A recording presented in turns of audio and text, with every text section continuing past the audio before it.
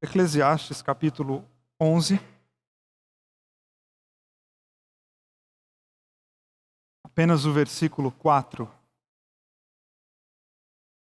Um provérbio, praticamente um provérbio no livro do Eclesiastes, para instigar o nosso pensamento, para deixar a nossa imaginação voar, para você criar, para você pensar o que é que isso pode dizer, e eu vou tentar instigar você também.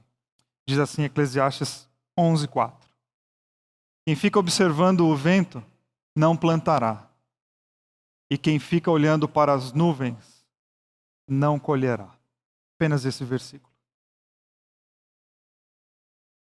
É lugar comum da nossa vida, lugar comum escutarmos por aí quando a gente pensa sobre felicidade, quando a gente pensa sobre sentido da vida, quando nós pensamos sobre desejo, que o nosso grande medo, que o grande medo do ser humano não é morrer. Porque morrer é algo que nós sabemos que vai acontecer. Isso inclusive nos torna humanos. Nós temos consciência da existência e sabemos da nossa finitude. Uma hora isso aqui vai acabar. Então essa pode ser até um ponto de tensão da nossa vida, mas não tem como você lutar com isso. Não, eu não quero morrer, isso é uma loucura, nós vamos morrer. Então, quando nós falamos que nós temos medo da morte, nós acho que na verdade estamos falando outra coisa. Não é que temos medo da morte. O nosso medo é de não viver. O nosso medo é exatamente por saber da nossa finitude, que os dias da nossa vida são breves. A nossa angústia, ela não é da vida acabar. A nossa angústia é que a vida está passando e por vezes você pode sentir que você não está vivendo. Que você está passando um dia após o outro sem a sensação de estar vivo. Porque sim, você pode respirar, você pode trabalhar, você pode fazer diversas ações e ter essa estranha sensação de que você não está vivendo. Que você está talvez no momento em que você está se arrastando ou tomando uma série de atitudes, e a gente pode dar o nome a isso de sobreviver. Você está tentando passar pela vida, passando por coisas que estão te angustiando para você conseguir viver. Então você pode chegar à conclusão, ou pode dizer para mim, então, esse aí sou eu. Eu sou essa pessoa que tenho essa sede de vida, eu tenho um incômodo, eu tenho uma angústia, e se você prestou atenção nos vídeos que intercalaram as músicas do louvor, uma delas, ou foi no começo do culto, o vídeo do Rubem Alves, ele falou exatamente sobre esse incômodo, sobre essa angústia, sobre alguns momentos que nós vivemos, algumas perguntas que não nos são feitas e como que aquilo nos traz angústia, como que aquilo incomoda. E num primeiro momento a gente quer se livrar daquela pergunta, mas não, nós temos que elaborar aquela pergunta porque talvez a resposta seja um caminho para a tua vida, um sentido para a tua vida. É atribuído ao Nietzsche um pensamento que diz assim: siga a tua angústia, porque ela é o caminho rumo a ti mesmo. Não jogue fora as suas angústias e não feche os olhos para ela. Por quê? Porque a angústia é exatamente um ponto de partida para você pensar na vida. A angústia não é ruim, a angústia te faz humano. A angústia te faz um ser humano pensante. Por que você está angustiado? Essa é a pergunta de salmista, inclusive. Por que, minha alma, você está tão angustiada? E como é importante entrar em contato com as nossas angústias, porque a resposta, ou não a resposta, ou a busca do porquê da angústia, já pode nos dar um sentido para a vida. Então a angústia pode ser fruto de uma sede existencial, com as clássicas perguntas da filosofia: quem sou eu, de onde eu vim e para onde eu vou? Ou um conflito de desejos. E pensando no tema que nós estamos trabalhando aqui no domingo à noite, talvez você que tem vindo todos os domingos, talvez você entrou em choque com os seus desejos, com aquilo que você já escutou. Talvez você começou a pensar naquilo que você quer e naquilo que você crê falei isso semana passada, que você tem que pegar aquilo que você quer como desejo e você tem que pegar aquilo que você crê e colocar as duas coisas para conversar. Porque não necessariamente aquilo que você quer está de acordo com aquilo que você crê. Porque os nossos desejos aparecem na nossa cabeça, eles surgem, a gente não tem controle sobre eles. E por que eles surgem? Porque nós somos desejantes. Você desejou ontem, desejou hoje e vai desejar até o teu último suspiro. Os desejos aparecem na nossa cabeça. A questão é o que é que nós vamos fazer com ele. Citei uma frase que é atribuída também, eu digo atribuída porque eu não tenho certeza se é dele, mas a frase é boa, que diz assim: você não pode impedir que um pássaro pouse na sua cabeça, mas você pode impedir que ele faça um ninho. O pássaro pode pousar na tua cabeça, ele veio e pousou, mas se ele vai construir um ninho, aí é uma decisão sua. O desejo pode se surpreender e você pensar: como é que eu pensei um trem desse? Como é que eu desejei isso? Ok, acontece. Bem-vindo à humanidade. Agora a questão é, isso vai ganhar espaço, isso vai ter terreno, agora é com você. Agora é você que vai responder a esse desejo, a essa sede, a essa dor, a essa angústia. O que é que você vai fazer com isso? Agora é com você. E aí entra um outro princípio tão nosso, que é a liberdade humana. É a tua vida que está em jogo. Você faça com esse desejo aquilo que você bem entender, porque isso é seu. Dê a resposta que você quiser para os seus desejos. Só seja íntegro e maduro o suficiente para dizer: fui eu que quis. Eu planejei. Isso é meu. Eu escolhi entrar por esse caminho. Essa ideia pode não ter aparecido no meu coração com muita consciência, mas depois que ela apareceu, sim, eu dei vazão, eu dei espaço, eu dei terreno, eu permiti que ela criasse estruturas e crescesse, e eu decidi entrar por esse caminho. Isso é a liberdade humana, isso é tão bonito, porque a liberdade humana, ela não pode entrar no nosso coração como medo. Eu sou livre, então cuidado, então toma muito cuidado, só vou fazer bobagem. Não, você é livre, parabéns, você pode fazer coisas lindas, porque você é livre. E a nossa compreensão de reino de Deus é exatamente reconhecer os nossos desejos, os mais lindos e os mais horríveis, trabalhar a nossa liberdade, porque trabalhando a nossa liberdade a gente vai saber lidar com os nossos desejos, os mais lindos e os mais horríveis, e acreditamos que os valores do reino são suficientemente lindos, excitantes, maravilhosos e completos para você aprender a lidar com os seus desejos, os bonitos e os horríveis, e com a sua liberdade. Então, eu quero pensar hoje com você no tema dos desejos, mas vou fugir um pouco da palavra desejos, e eu quero usar a metáfora das sementes. Porque a Bíblia fala muito sobre sementes, inclusive o próprio Jesus comparou o reino de Deus com uma semente. A semente, ela é pequena.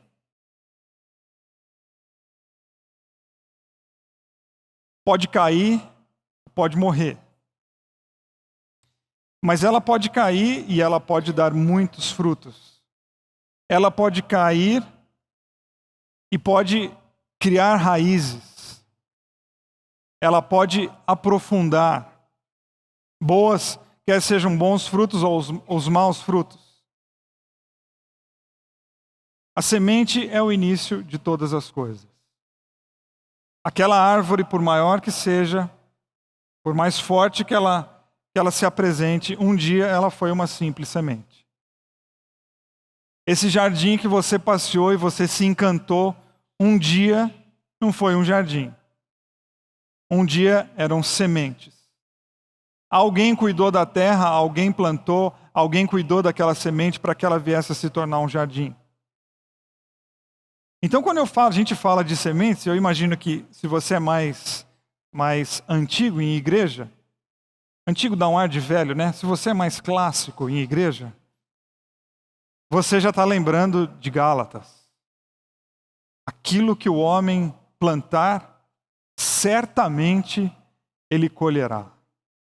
Pô, aí já dá aquele ar de horror na plateia.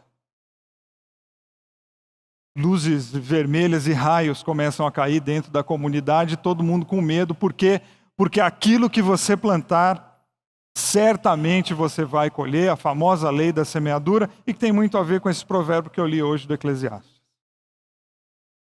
Por que que o nosso olhar é tão pejorativo? Por que que nós ficamos tão negativos quando a gente diz, olha, a planta que você vai colher? Por que esse medo? Por que essa tensão? Por que achar que essa lei, se formos considerá-la uma lei, ela só funciona para aquilo que é ruim? Não. A gente não precisa ser tão negativo, a gente não precisa ser tão pessimista. A gente só precisa responder a uma pergunta, e que é o único ponto da minha reflexão com você hoje à noite, que na verdade é uma pergunta.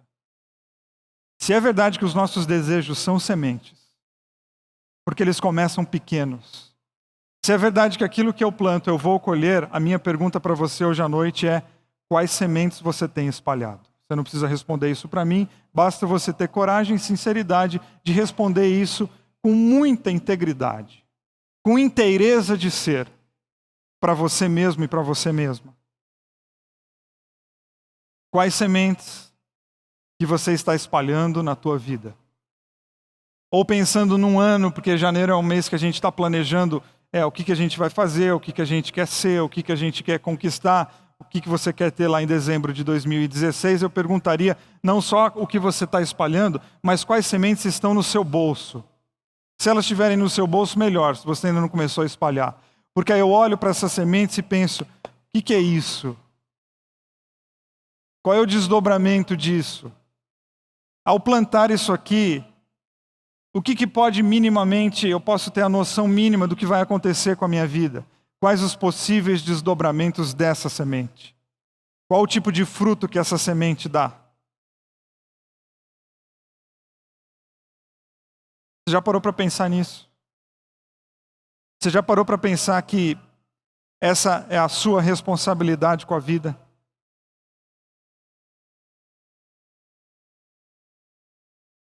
Porque a gente precisa tomar muito cuidado para, ao invés de usarmos os valores do reino para criar, nós usarmos de frases religiosas prontas para nos esconder. O que eu estou querendo dizer? É o fato de que você não pensou quais são as sementes que você está espalhando, e aí você espalhou algo que você nem sabe direito o que é, porque você não pensou, aí lá na frente deu algo extremamente ruim, e aí você faz a clássica pergunta que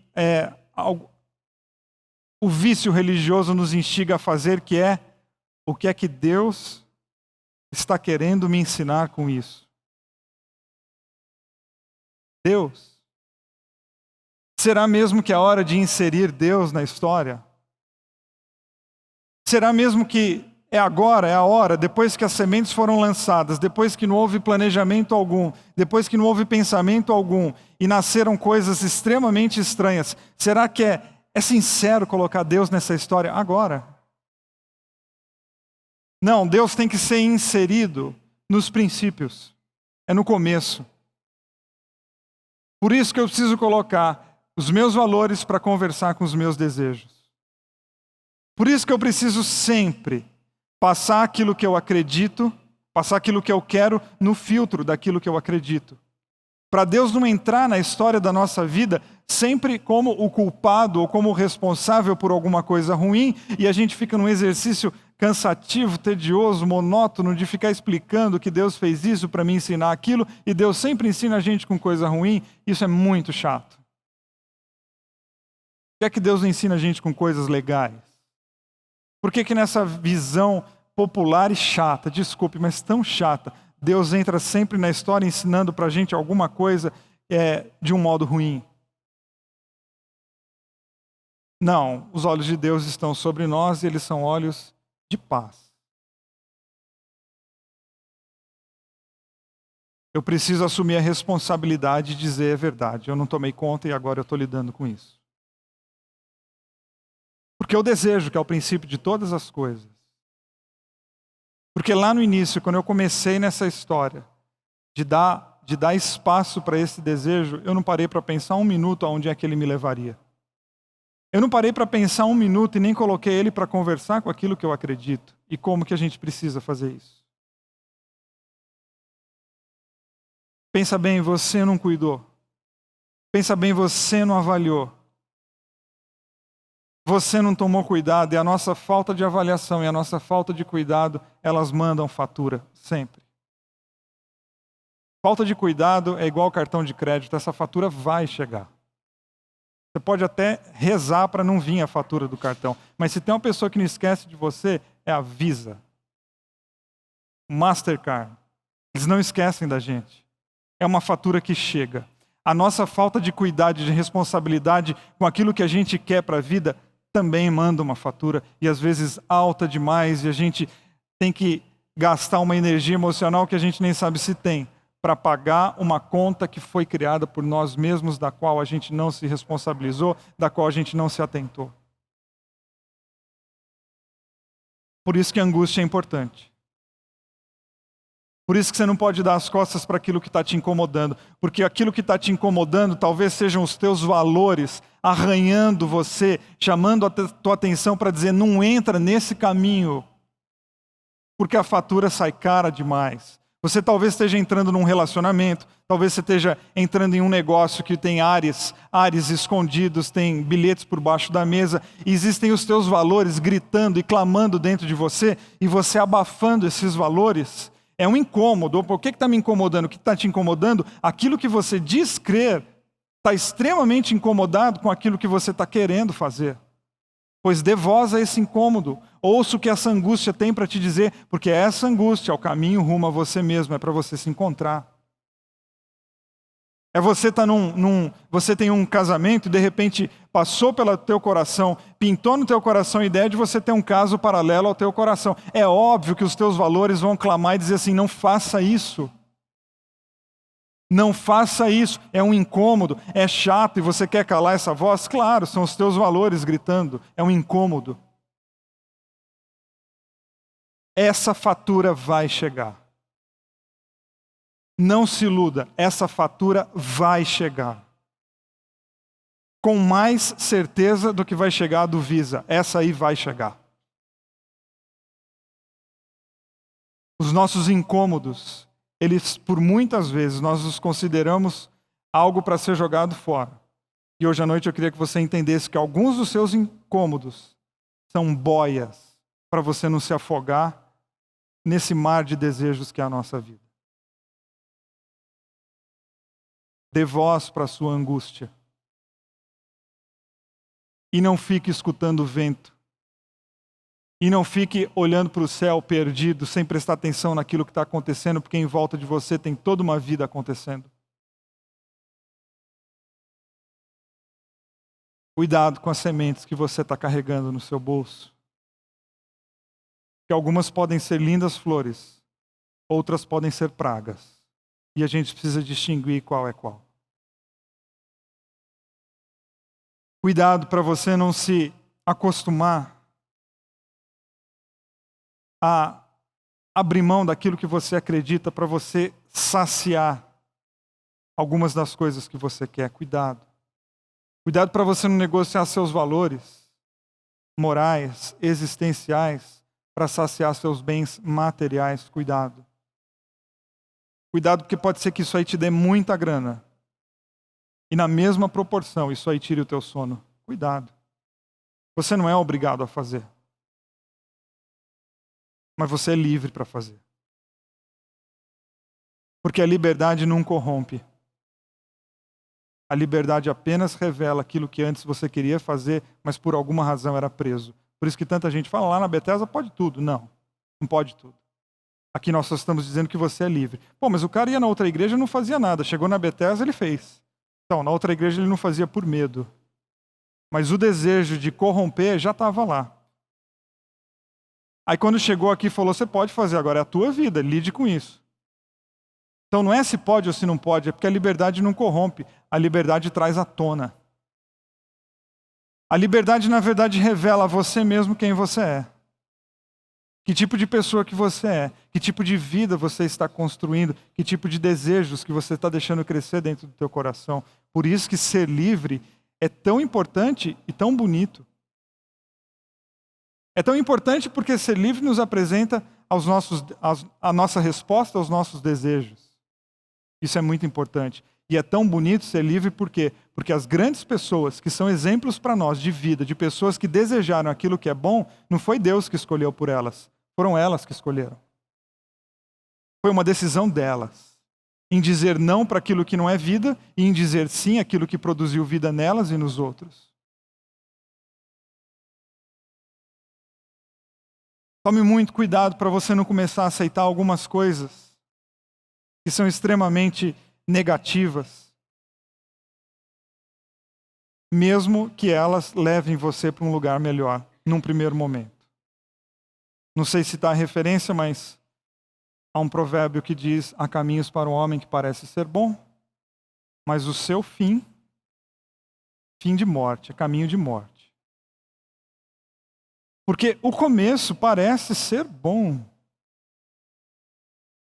E eu não posso só olhar para o começo, eu tenho que ter minimamente a coragem de olhar um possível desdobramento disso. Para perceber que no começo foi até bom, é até bonito, é até gostoso. Vamos combinar, alguns caminhos no começo são uma delícia. Eu ia até falar uma palavra mais pesada aqui, mas vocês vão ficar escandalizados, deixa para lá. Mas no fim, é morte. E se no fim é morte, eu não faço. Porque maior, melhor e mais importante do que eu responder a um prazer momentâneo é eu cuidar de toda a minha vida que eu tenho para frente.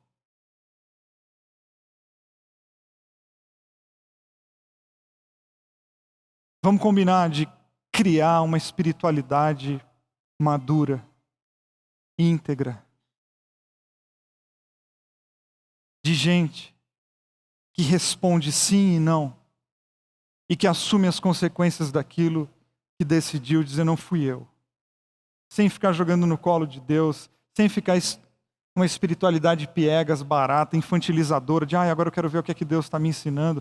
Deus está te ensinando a você pensar antes de fazer, porque o desdobramento disso é seu, quer seja bom ou ruim. Então imagine só que você foi durante um bom tempo, deixa eu ser um pouco mais prático com aquilo que eu estou aqui teorizando tanto. Você foi durante um bom tempo um excelente funcionário. Isso é um valor teu.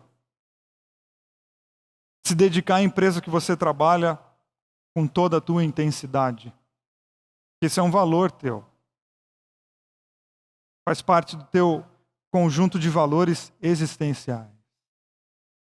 Até o dia que você aprendeu, ouviu que nessa empresa que você se dedica tanto e faz tanto, existem alguns meios de burlar alguns sistemas e você não precisa se entregar tanto assim.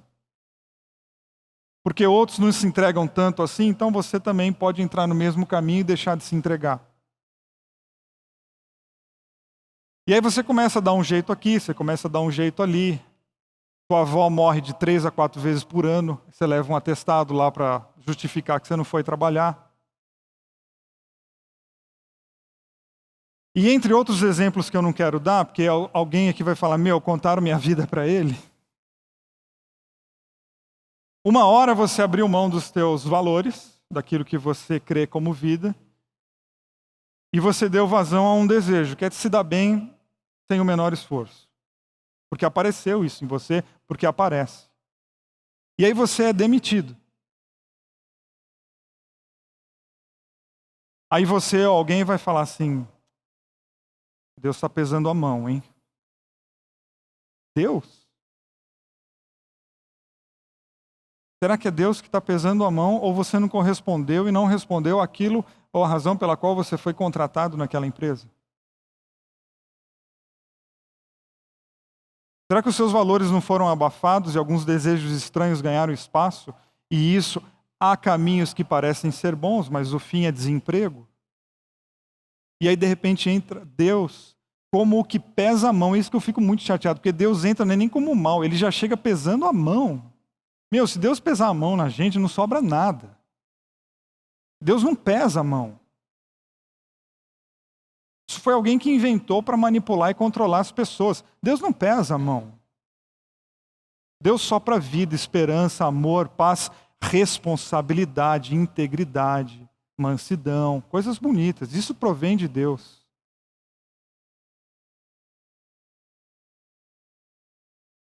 A gente dança quando a gente fica olhando para o céu e permite que qualquer vento leve a nossa integridade para qualquer lugar. Aí a gente dança.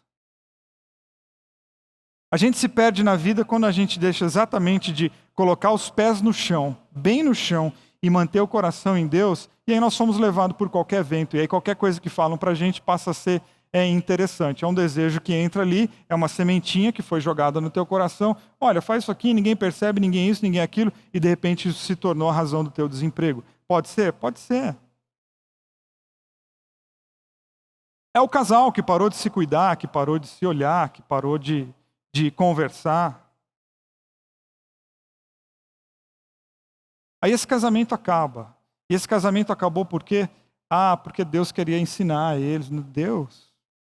Não, o casamento não sobrevive se as pessoas não se olham, não se cuidam, não se falam, não transam. Não acaba. Isso não é Deus, isso é uma relação humana que requer entrega, que requer disposição, tem intimidade, que tem riscos. Mas existe um jeito mais fácil da gente resolver as nossas relações de casamento? Será que não tem um jeito de Deus colar a gente e aí cada um faz o que quer, a gente continua colado? Olha, se tiver, sinceramente, eu não quero isso para minha vida. Porque eu só quero ficar casado com a Carol se ela desejar estar casada comigo. E ela só quer ficar casada comigo se ser casado for um desejo meu. Se for uma obrigação divina ficar com a minha mulher, a vida dela vai se tornar um inferno, porque eu não quero. É igual essas placas que tem no poste lá, né? Traga o seu amor de volta em 3 dias. Não, pode até voltar, mas vem com humor. Você não vai aguentar 3 dias com ele, porque ele não quer. Foi uma força cósmica da Via Láctea que trouxe ele para dentro de casa, mas o último lugar que esse homem ou que essa mulher quer estar é do seu lado. Você quer ele assim? Não, só é bom estar num relacionamento quando existe um desejo sincero de estar junto. Porque um amor não se torna bonito quando tem pressão espiritual, quando tem grade, quando tem gaiola, quando tem cadeado. Um amor se torna bonito quando tem desejo, quando tem vontade de estar junto. Quando tem vontade de estar junto, esse casal passa a vida juntos, até que a morte os separe. Do contrário, a vida é um inferno.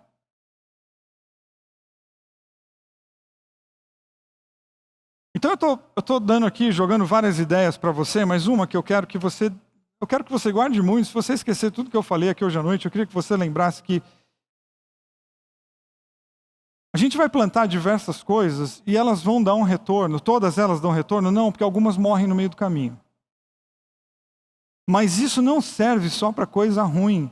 Isso serve para coisas bonitas. A ideia de que eu estou espalhando sementes e que, olha, eu estou espalhando sementes, cuidado, viu? Aquilo que o homem plantar certamente colherá. Tem que entrar no teu coração com alegria e falar, peraí, repete. Aquilo que o homem plantar certamente ele colherá, jura. Quando eu era mais novo, era evangélico, né? Bem pequenininho, falava, sim, sim, palavra de crente. Sim, sim, palavra de crente, sim. Então pode vir, porque o que eu estou plantando, eu estou com expectativa que crie raízes e dê muito fruto, porque eu estou em paz com aquilo que eu estou plantando. Porque se os seus desejos estão devidamente cuidados, sabe o que você faz? Coloca a tua cabeça no travesseiro e dorme. Se você está cuidando de fato daquilo que você quer, coloca a sua cabeça no travesseiro e dorme. Porque inclusive quem sabe que está plantando, quem está plantando boas ideias, quem está plantando coisas bonitas, não precisa nem se preocupar com o resultado. Porque, aliás, quem planta coisas boas geralmente não espera resultados. Porque só o ato de plantar já faz a vida valer a pena. A ação de se entregar já faz a vida valer a pena.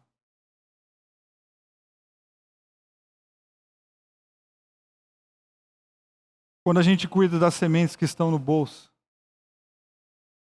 Quando eu sei o que está aqui no meu bolso, o que eu vou espalhar, eu não preciso ter a menor preocupação do que vai acontecer. Porque o que dá sentido à minha vida não é o fruto que vai ser gerado um dia. O que está dando sentido para a minha vida é aquilo que eu estou fazendo hoje. É uma avó que insiste em ensinar valores para o netinho dela, para quando ele vier a se tornar um homem. E provavelmente, quando ele vier a se tornar um homem, ela nem estará mais aqui. E ela não está preocupada com isso, porque quem faz por amor não espera resultados. Quem faz por amor aproveita o momento. Quando eu pauto a minha vida no amor, eu não preciso me preocupar com aquilo que virá. Eu já trato o dia de hoje como algo tão sagrado. E esse plantio, aquilo que eu estou jogando hoje é tão bonito, é tão excitante, que eu não preciso me preocupar com aquilo que vai acontecer no dia de amanhã. Professor dos adolescentes, dos pré-adolescentes, das crianças, não estão aqui agora. Sabe por quê? Eles estão lá na sala de aula. Fazendo o quê? Espalhando desejos em formas de sementes. Tem professores e professoras agora numa classe com crianças de 2 e 3 anos. O que eles estão fazendo? Espalhando sementes. Eles vão ver o resultado? Não dá para saber. E não precisa saber, porque o que eles estão fazendo agora é tão sagrado, é tão bonito, que isso já dá sentido para a vida. Isso já enche a vida e o coração de esperança.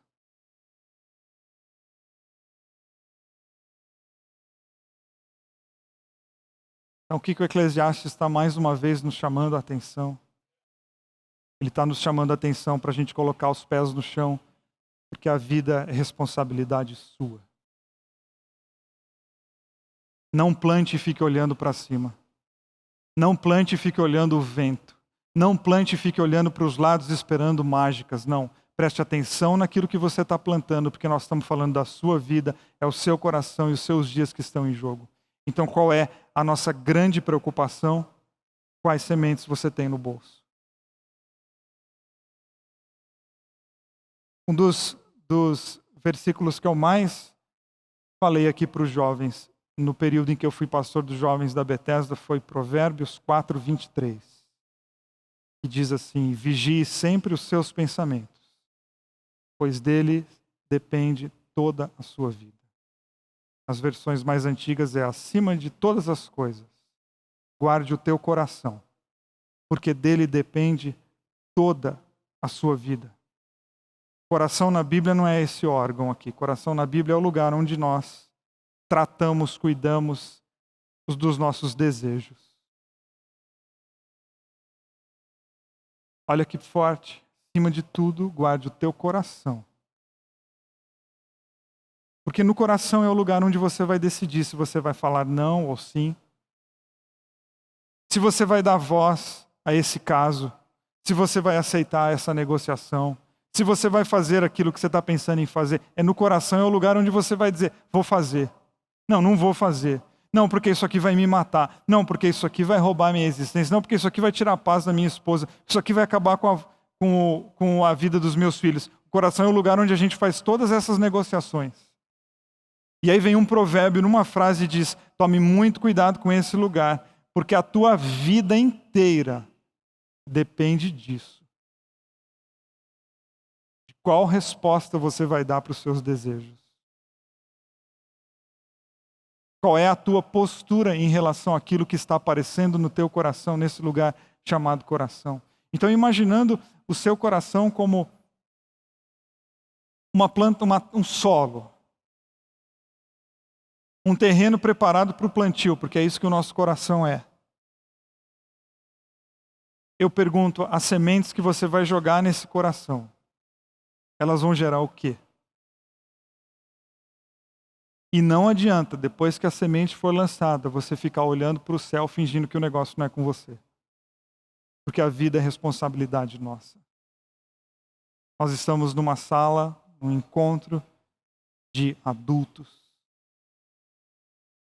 De pessoas que não podem ficar esperando pelos outros, esperando por mágicas ou milagres, mas numa sala de pessoas que precisam colocar a mão na massa, se elas querem de fato que algumas coisas sejam alteradas ou de que outros frutos de que essa árvore venha produzir outro tipo de fruto, isso está na tua mão. E eu falo isso e falo para encerrar querendo que isso seja muito esperançoso para você. Os frutos podem sim vir, nascerem com outra aparência, com outro gosto. Está na tua mão. Isso é seu. Porque as sementes são suas. É você que está com ela nas mãos. E se você hoje à noite está pensando nessas sementes, que são os desejos do teu coração, e você está chegando à conclusão, isso aqui vai me matar, por favor, jogue isso fora. Se você conseguiu minimamente fazer uma previsão de onde isso vai te levar, não plante, porque o teu coração é solo sagrado, trate ele com carinho. O coração de todos nós é um solo sagrado. Por isso que desde pequeno a gente ensina as crianças a aceitar a Jesus no coração. Para que esse coração fique devidamente guardado. Para que esse coração fique cheio daquilo que produz vida. Para que esse coração cresça sabendo que a vida é da nossa responsabilidade. Que os desejos sim aparecem do nada, alguns a gente cria, outros... Depois que eles estão aqui, eles são de responsabilidade minha e não adianta eu querer ficar inventando, sublimando, voando e fingindo que não é comigo ou espiritualizando e colocando Deus na jogada. Não, a proposta dessa comunidade, da Bethesda, é fazer você olhar para dentro de você, olhar para o teu bolso, olhar para as tuas mãos. Pense da maneira como você quiser e você questionar, existem sementes aqui e elas não prestam. E hoje diante de Deus eu coloco todas elas no devido lugar, eu jogo elas fora. E mesmo que por um tempo eu fique sem plantar nada, porque é melhor não plantar nada do que plantar praga. Mesmo que o seu período seja então de entre safra, onde a gente não planta nada, a gente só cuida do solo. Porque entre safra não é perda de tempo. Entre safra é o período que a gente pensa no que é que a gente está fazendo. Entre safra é a possibilidade de novos frutos. Então qual é a sua resposta? Qual será a sua resposta aos seus desejos?